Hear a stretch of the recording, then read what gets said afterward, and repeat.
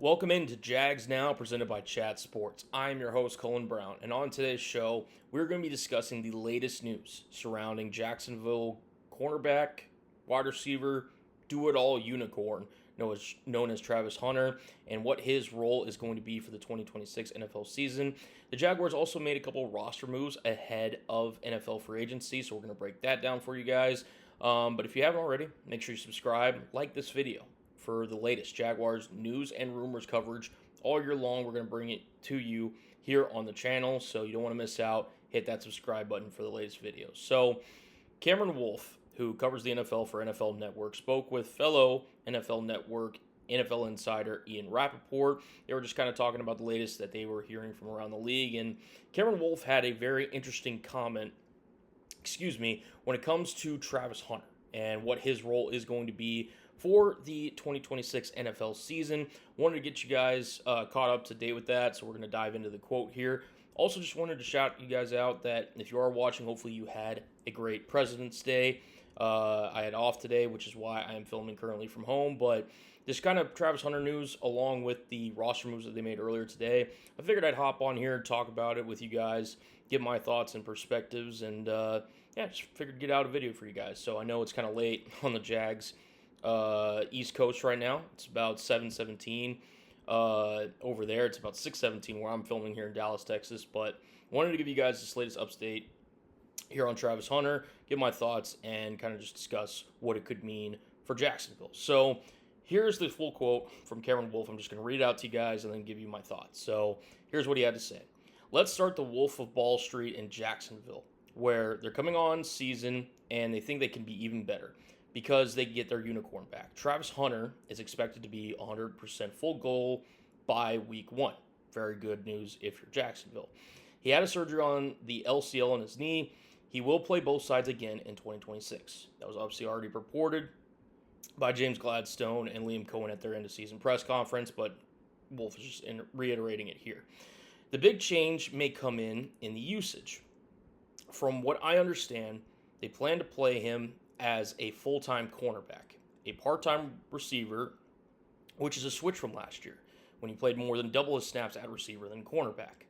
Wolfe continued, I hear fantasy football fans groaning. They think Travis Hunter can be elite at cornerback and still be an impact player on offense. They also have Monteric Brown and Greg Newsome, cornerbacks, about to be free agents. They're expected to let at least one of those cornerbacks walk in free agency, so Travis Hunter can have that starting spot there. So still a huge impact for the Jags, just different than what it looked like his rookie season. So a lot to unpack there. And, first kind of thoughts were, after reading and hearing this was a Twitter clip that Wolfe actually posted to social media. My initial reaction was, wow, congratulations to the Jaguars. I think this is the correct decision. We've kind of talked about it throughout different stages of the offseason here on the channel that I think personally the best chance for the Jaguars to get the return on their investment that they made in Travis Hunter. Obviously, they had the big trade where, they ultimately traded up ahead of the New York Giants in the 2025 NFL draft, to ultimately snag Travis Hunter, the do-it-all wide receiver and cornerback out of Colorado, the former Heisman Trophy winner. And his rookie year just plain and simply just didn't really work out. He, was up and down in terms of like the consistency that he was trying to find in the wide receiver room with guys like Brian Thomas Jr., Parker Washington. They ultimately later traded for Jacoby Myers, but by that point, Travis Hunter had sustained his left knee injury and corner. They really weren't using him in the way that I personally would have used him, but again, nevertheless, that's the way they ultimately went. Like I mentioned, he had that LCL injury and a non-contact injury at practice, which ultimately sidelined him for the rest of last season, and just kind of really felt that if you're Jacksonville, you said, okay, when he was at Colorado, he had this amazing ability to play not only at the highest level as a cornerback, but also at wide receiver. And people were wondering, right, going into the whole draft process, would this be sustainable in terms of, playing at the NFL with grown men, guys that have lived and breathed in the weight room, that take this thing seriously for a living, right? That he's going to have to go up not only on the offensive side, right? So we're on any given Sunday, you could be lined up against a Patrick Surtain, lined up against a Christian Gonzalez, lined up against a Devin Witherspoon. Name any corner out there that you think is really great. And then as a defensive back, as a corner, he has to line up against guys like a Jamar Chase, a Justin Jefferson, a Puka Nacua, whomever, right? And here now, the Jaguars are kind of sitting here saying, okay, we tried this in his rookie year where we played him on both sides. On offense last year, Travis Hunter, he had 28 receptions for 298 yards and a touchdown. I think it was in that London game against the Los Angeles Rams. Excuse my laptop there. And then on defense last year, 15 tackles, 3 pass breakups, no interceptions. And like Wolfe mentioned, and a lot more snaps on offense. And if you're Jacksonville, right, there's a couple ways you can look at this. Because Travis Hunter, I think, has the ability to play at an extremely high level on both the defensive and offensive side, right? I personally, and again, this is just me based on just kind of watching him at Colorado, where I've seen him in the league and everything, I think he has the ability to be one of the best cornerbacks in all of football. I truly think that if he reaches his full potential, he is in those similar conversations as a Patrick Surtain, a Christian Gonzalez, a Devin Witherspoon, just name any corner, right? Like, he has that ability to be one of the best, if not the best cornerbacks in the game, if he were to fully commit to that side of the football and really hone in his craft and get to that level.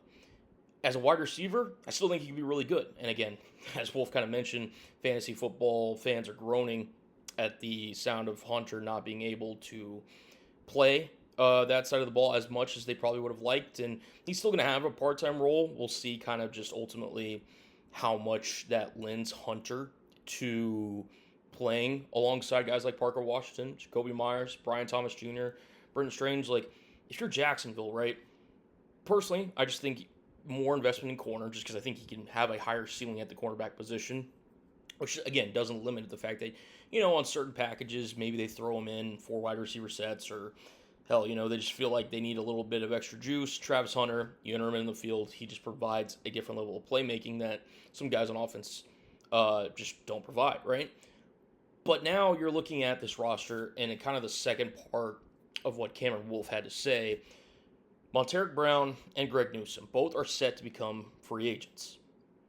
I think more than likely, I would be shocked if Greg Newsome was a Jacksonville Jaguar come 2026.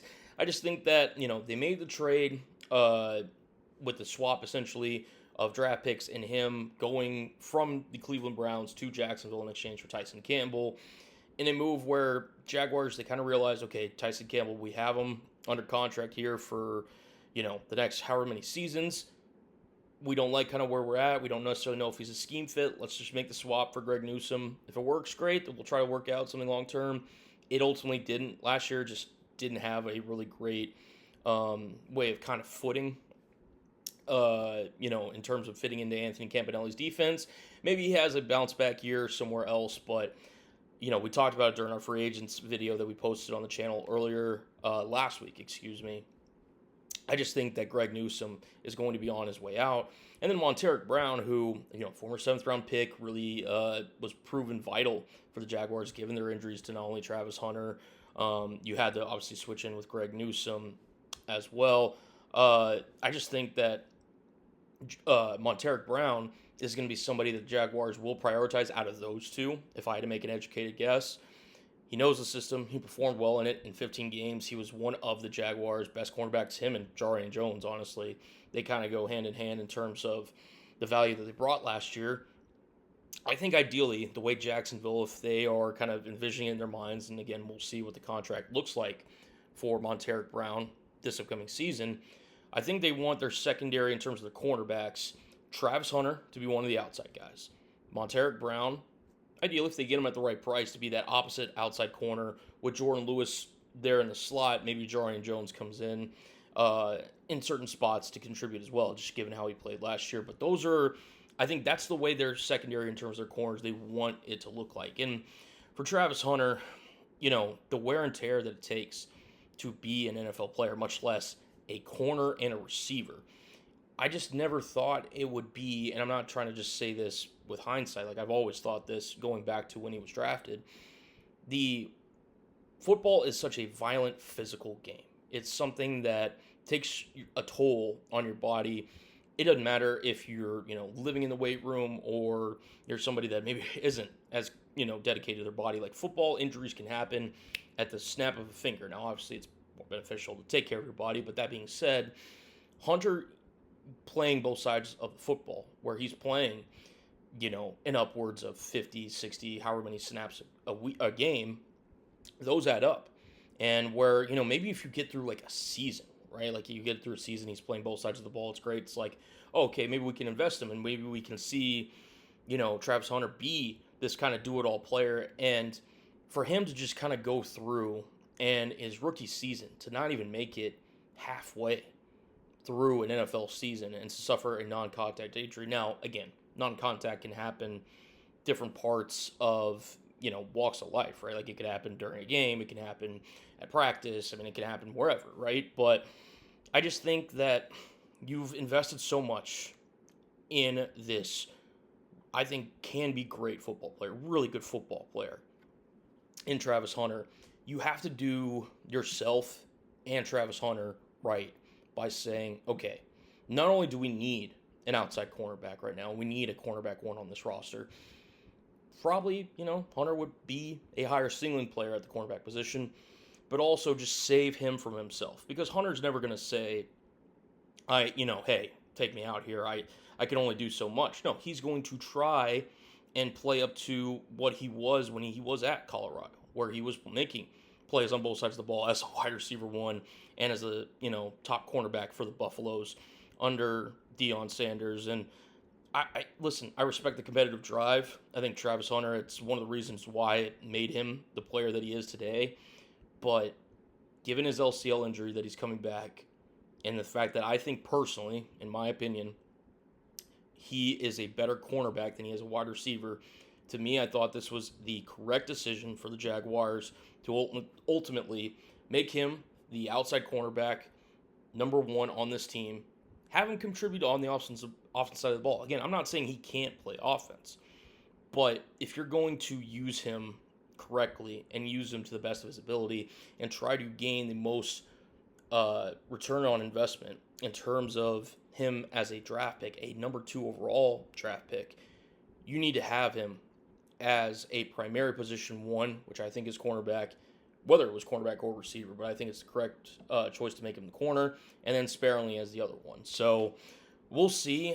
You also heard it from, like I said, Liam Coen and James Gladstone, where this was going to be the case that, Travis Hunter was going to have a different focus this year, and Cameron Wolfe just kind of adding on to what he's been hearing, and I think it's the correct decision. So I'm going to get into the second part of this video in terms of the roster moves that the Jaguars made, but before I get into it, let me know down in the comments section below. What is your one-word reaction to the Jaguars simply, making Travis Hunter a full-time cornerback, part-time wide receiver for the 2026 NFL season? Let me know down in the comment section below. Give me y'all's takes on what you think the best course of action is for Hunter. So now, the Jaguars announced earlier this morning that they would be re-signing 2 players for 2026. Number 1 is running back DJ Dallas, and number 2 is defensive lineman, defensive tackle Matt Dickerson. So I kind of just briefly touch on DJ Dallas here just because his role to me is more special teams at this point. He's kind of bounced around the league in terms of, landing spots. I think he's played in Seattle, he's played in Arizona. I think he had a brief stop in Carolina before ultimately ending up in Jacksonville. He, to me, is somebody that, people will be sitting there on Jaguars Twitter, or they're kind of asking, what does this mean for Travis Etienne and his future?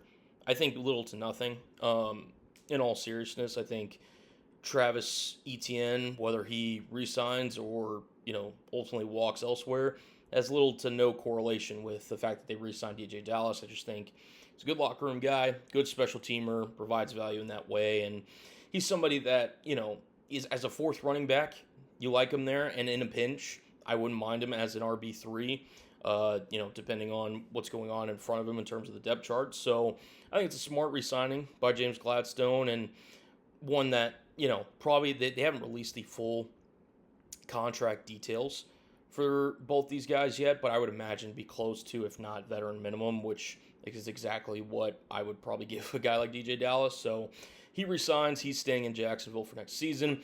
And then Matt Dickerson, who I think he was kind of the more major re-signing out of these two, in my opinion. If you're Jacksonville, right? We've talked about it ad nauseum, it feels like, but they're going to need to revamp this defensive line group. I like, obviously, Josh Hines-Allen, Trayvon Walker. I would expect to probably be an extension candidate, barring him just kind of really trying to reset the market in some way and asking for just an absurd amount of money. But I do think ultimately that Trayvon Walker will be on this team next year. Those will be your two starting edges. I do think one of Devon Hamilton or Eric Armstead will also be in Jacksonville for 2026. One of those guys, it does seem like they are going to move on from. Eric Armstead, really talented player. He is getting older, though, kind of getting closer to his mid-30s. He's got I think, $19-something million cap hit. Do they potentially look at him as a post-June 1st cut, maybe in order to create space to sign draft picks? Devon Hamilton, there's a really good run defender for Jacksonville, somebody that's been in Duval County for his entire career. Do they potentially look at moving on from him? I doubt it, but in terms of that next line of Jaguars defensive linemen, I think you could argue Matt Dickerson last year was one of the better revelations for Anthony Campanile's defense last year. I'm just pulling up his PFF grades. Overall 57.3, pass rush 55.7, and then a 60.8 run defense grade. And for a guy that's, again, you're kind of re-signing him as, that you're third or fourth defensive tackle, depending on how the room looks and what moves Jacksonville ultimately makes in the draft and free agency. Maybe a trade, although I kind of doubt it for a defensive tackle. But Matt Dickerson, somebody who's been around this league for a long time. He is 30 years old, but again, wouldn't expect him to have a major contract in terms of just guaranteed dollars. I think it's going to be close around that vet minimum deal. And the Jaguars getting these guys locked up before free agency even starts, to me, were two really key, huge re-signings and sneaky signings, if you will, because we talked about in our free agency video, I didn't expect the Jaguars to really prioritize DJ Dallas, although ultimately they just said, hey, his special teams value and just kind of his culture fit, we like him here. It's not going to cost us a bunch. Bring him back. No problem. Matt Dickerson was somebody, though, that, if you're looking at the rest of the room, I think he cleared away was your best kind of reserve defensive lineman for Anthony Campanile's defense. There's still work needed to be done there, however. I still think a starter and maybe another reserve defensive lineman can be added to this room, but bringing a guy like Matt Dickerson back was something that if I'm a Jaguars fan, I'm super happy about. So that is going to be the two re-signings in Matt Dickerson and DJ Dallas. Let me know down in the comments section below which re-signing you're more of a fan of. If you had to pick DJ Dallas, type DD, or if you think it's Matt Dickerson, type MD down in the comment section below. Again, just rehashing it, Travis Hunter set to be a full-time cornerback for the 2026 NFL season with part-time roles at the wide receiver spot per NFL Network's Cameron Wolfe. And the Jaguars do re-sign both DJ Dallas and Matt Dickerson for 2026. Thank you guys so much if you've made it to this point in the video. Greatly appreciate any support. If you want to hit that like, subscribe button, any free way to show your support would be greatly appreciated here by yours truly. Try my best to give you guys the best Jaguars content here on YouTube. So any way that you guys could support, even if you want to just share the video to another Jaguars fan that would be greatly appreciated. Until next time, Jaguars fans, we will be bringing you the latest coverage and news and rumors surrounding the Jacksonville Jaguars. And as always, Duval! We'll see you next time.